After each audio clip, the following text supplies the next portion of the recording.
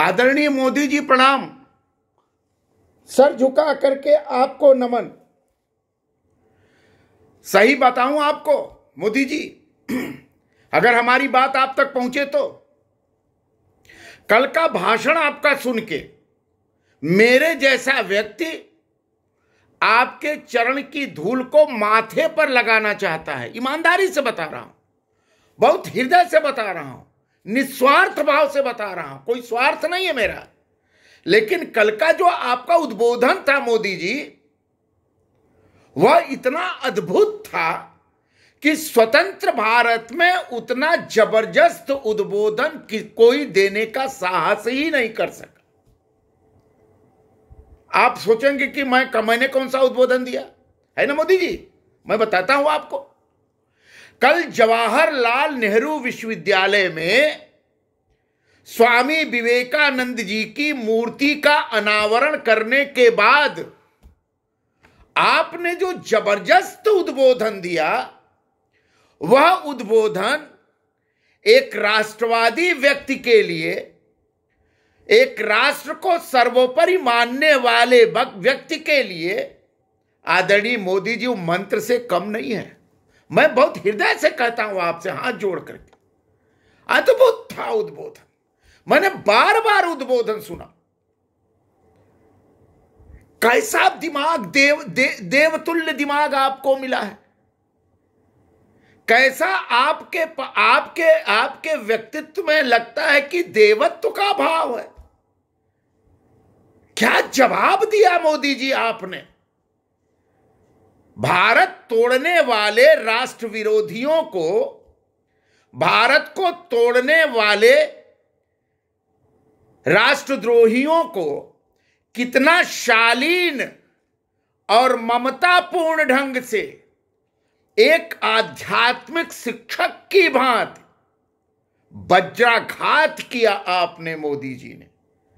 वही जवाहरलाल नेहरू है ना, जहां कभी नारे लगाए गए थे, भारत तेरे टुकड़े होंगे इंशा अल्लाह, वही नारा लगा था। भारत के किसी और कोने में नारा नहीं लगा, वही लगा था।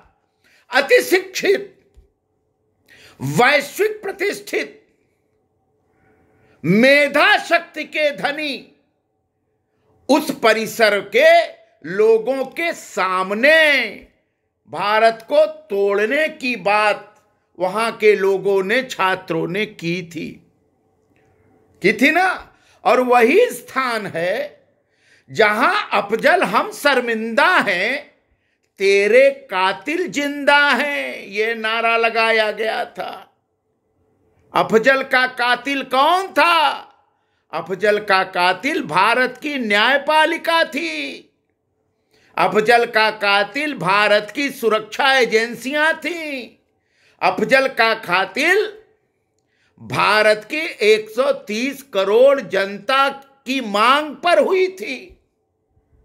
वो जिंदा है। मतलब वहां वह ऐसा जगह था जहां अफजल जैसे आतंकवादी को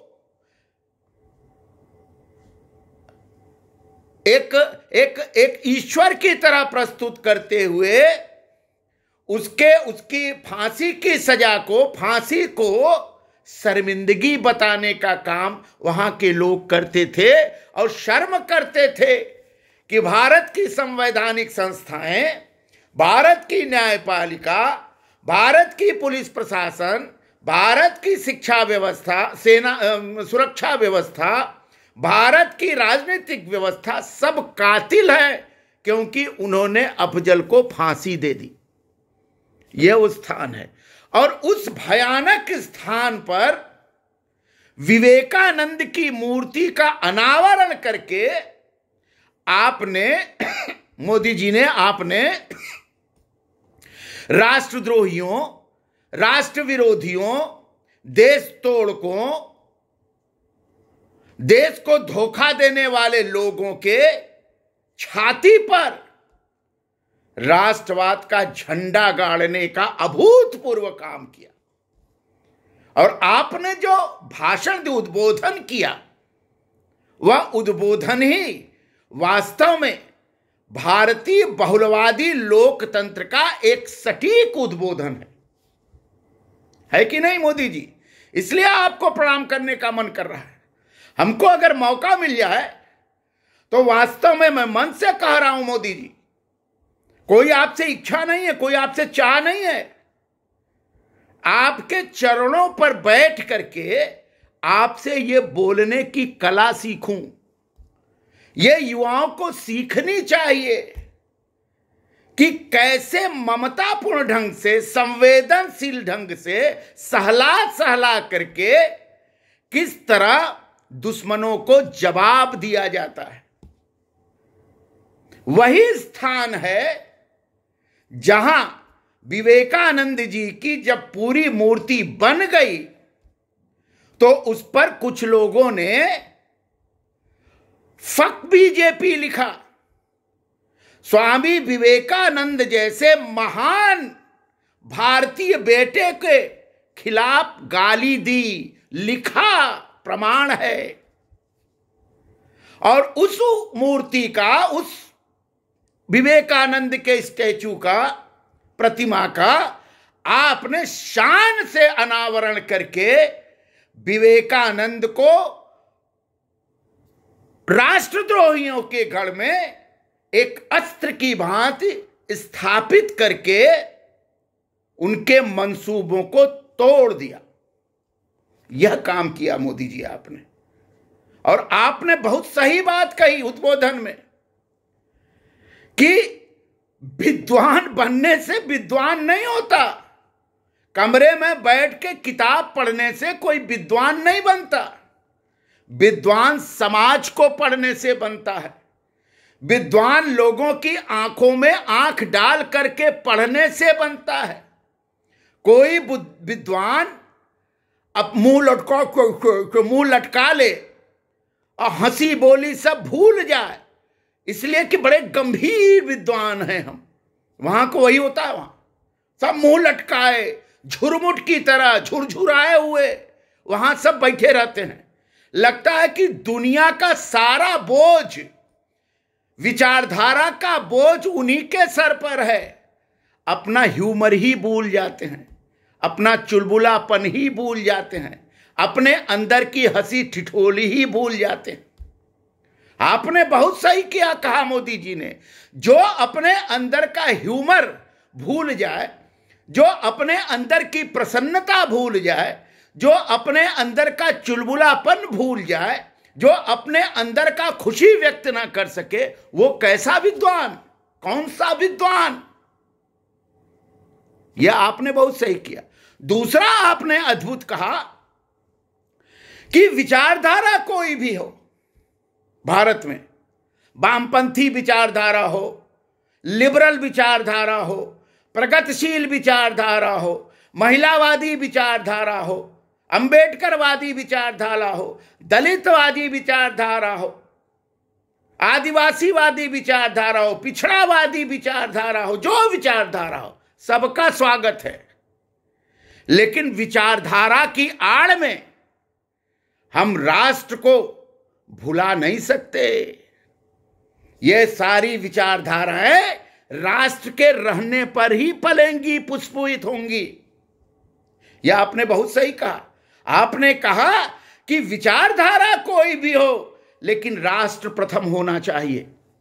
विचारधारा कोई भी हो, भारत प्रथम होना चाहिए। विचारधारा कोई भी हो, भारत के लोग प्रथम होने चाहिए।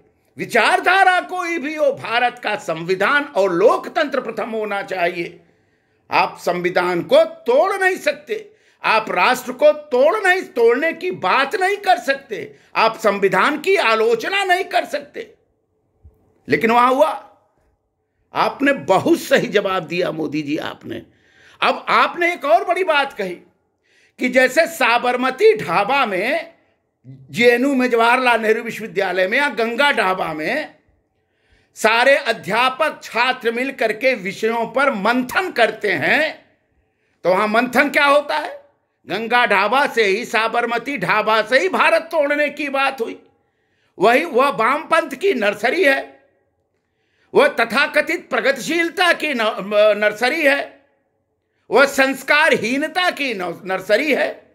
आपने कहा तो आपने बहुत सही बात कहा कि एक तीसरी नर्सरी बन गई विवेकानंद की विराट प्रतिमा के सामने बैठने की नर्सरी।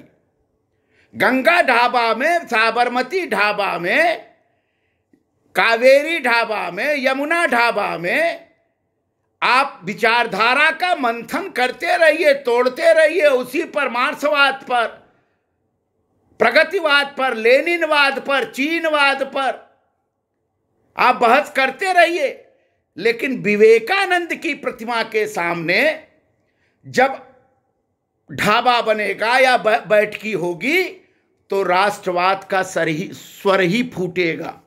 विवेकानंद की प्रतिमा के नीचे बैठने वाला व्यक्ति राष्ट्र को प्रथम मानेगा, भारत को प्रथम मानेगा, भारत की जनता को प्रथम मानेगा, भारत के लोकतंत्र को प्रथम मानेगा, भारत के संविधान को प्रथम मानेगा, भारत की संवैधानिक संस्थाओं को प्रथम मानेगा, भारत की न्यायपालिका पर विश्वास करेगा। एक तीसरी धारा आपने स्थापित कर दी।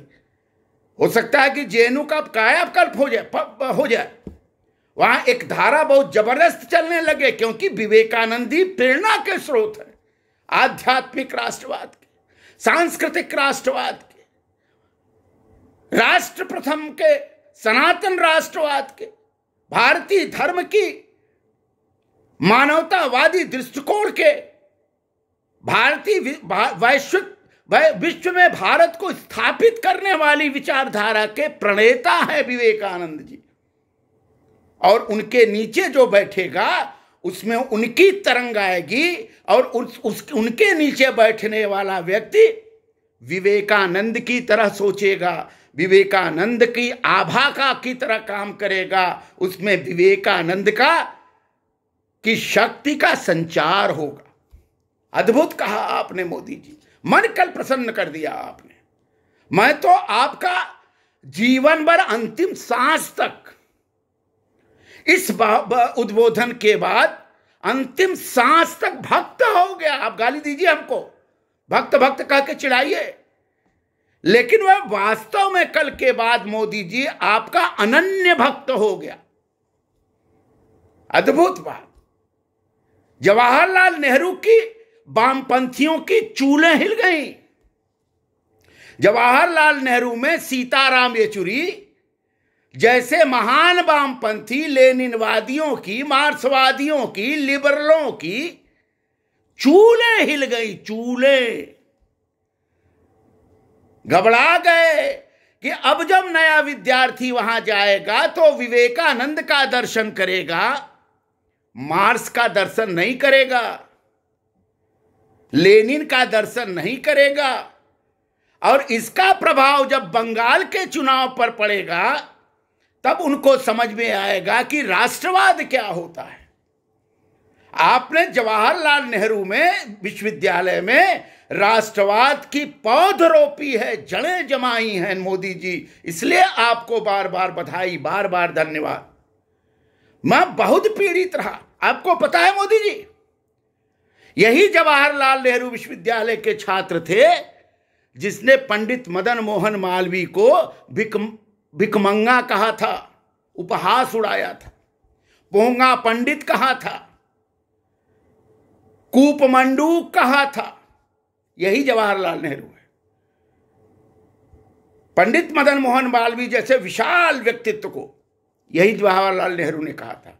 यही जवाहरलाल नेहरू है जहां रावण जैसे राक्षस की पूजा हुई। यही जवाहरलाल नेहरू है जहां काली और दुर्गा का उपहास उड़ाया गया। यही जवाहरलाल नेहरू का विश्वविद्यालय है जहां राम के अस्तित्व को अस्वीकार किया गया। यही जवाहरलाल नेहरू विश्वविद्यालय है जहां रामायण, तुलसी और वाल्मीकि को अपमानजनक शब्द से बोला गया। यही जवाहरलाल नेहरू विश्वविद्यालय है जहां के प्रोफेसर ने गोहत्या का समर्थन किया था। हमारे जैसे जो लोग हैं, सनातनवादी हैं, जो राष्ट्र को अपने सर पर रख के घूमते, उनको बड़ी पीड़ा हुई थी लेकिन आपने सब पीड़ा हर लिया। मोदी जी, आपको बार बार प्रणाम, बार बार नमन। विवेकानंद का जवाहरलाल नेहरू विश्वविद्यालय परिसर में आगमन ही वामपंथ की वहां की नर्सरी सुखा देगा। विवेकानंद का आगमन ही वहां के लिबरलों की जड़ें उखाड़ देगा। विवेकानंद का आगमन ही जवाहरलाल नेहरू के छात्रों में संस्कार सिखाएगा, संस्कृति सिखाएगा, आदर सिखाएगा, विनम्रता सिखाएगा, पाखंड से मुक्तता सिखाएगा, अहंकार से मुक्तता सिखाएगा। ये आपने अद्भुत काम किया। शिक्षा संस्थानों में, हर शिक्षा संस्थानों में मेरे अनुसार विवेकानंद की प्रतिमा होनी ही चाहिए, क्योंकि वो प्रेरणा के स्रोत हैं, ये मैं मानता हूं। और आपका उद्बोधन मोदी जी तो अद्भुत रहा। आपने भारत तोड़ने वाले गैंग को जो जबरदस्त जवाब दिया है, सहला सहला करके, हंसा हंसा के जवाब दिया है कि वो गिर जाएंगे तो अब उठेंगे नहीं। आपने जवाहरलाल नेहरू के आतंकवादी, अर्बन नक्सलवादी समर्थकों को जो जवाब दिया है कि उनके पास उनका कोई उत्तर नहीं है, यह मैं बहुत साफ निवेदन आपसे करना चाहता हूं। इसलिए मोदी जी, आपको फिर प्रणाम। आपसे अपेक्षा भारत की जनता, राष्ट्रवादी लोग करते हैं कि भारत राष्ट्रवादी हो जाए, भारत मार्क्सवादी चोचलों से मुक्त हो जाए, भारत लिबरलों के पाखंड से मुक्त हो जाए, भारत अपने सनातन मूल्यों पर लौटे, भारत अपने सनातन संस्कृति पर लौटे, भारत अपने पूर्वजों के संस्कृति और संस्कार आदर्शों पर लौटे, ऋषियों के आदर्श पर लौटे, राम के आदर्श पर लौटे, राम राज्य की स्थापना हो। और यही एक रास्ता था और उस रास्ते को आपने बनाने का काम किया। यह मुझे आपसे निवेदन करना था, हाथ जोड़ के निवेदन करना था आदरणीय मोदी जी, कि मैंने तो जीवन में इतना जबरदस्त उद्बोधन कभी नहीं सुना। अद्भुत था उद्बोधन मोदी जी, गजब कर दिया आपने। आपको बार बार प्रणाम।